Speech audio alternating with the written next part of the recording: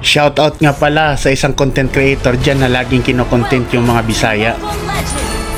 Ang lala mo naman par. Ito hindi naman sana ako makikisali dyan sa issue na yan.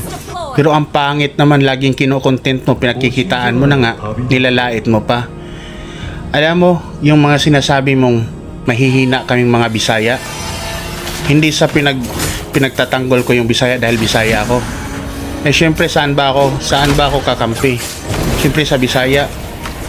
Ikaw lang yung Tagalog na nakilala ko na ganyan mag-content, gagawin ng content yung mga Bisaya, tapos lagay mo sa caption mo for content only. Nilalait mo na yung mga Bisaya eh. Alam mo par, pinagagawa mo parehas lang naman eh.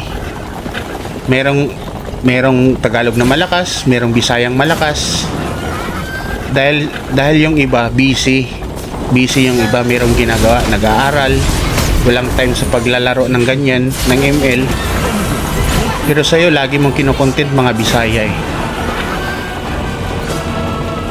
Oo, magagawa mo yan, magiging malakas ka talaga pag araw-araw hawak mo yung cellphone mo, lagi kang naglalaro, wala kang ginagawa. Pwede mong kayang abutin yung max ng star, kaya mo yun abutin par, pero ginagawa mo na nga kaming content par, kikitaan mo na nga, nilalait mo pa. Yun ang ano sa'yo, yan ang mahirap sa'yo. Pero alam mo, kami mga Bisaya, tahimik lang naman kami, marami kaming pwedeng gawin, kaya namin gawin yung salita nyo.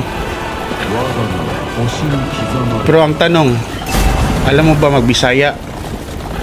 Alam mo kasi kaming mga Bisaya, kasi hindi naman kami nangingialam kung ano yung mga ginagawa nyo, pero kami pinapakialaman nyo, nilalait nyo. So ayun par, baguhin mo na yung content mo, wag masyadong mapanglait sa aming mga Bisaya. Iwan ko ba sa'yo kung anong ginawa ng Bisaya sa'yo? Wala naman kaming ginawa. Bakit ganyan yung tingin mo sa amin mga Bisaya?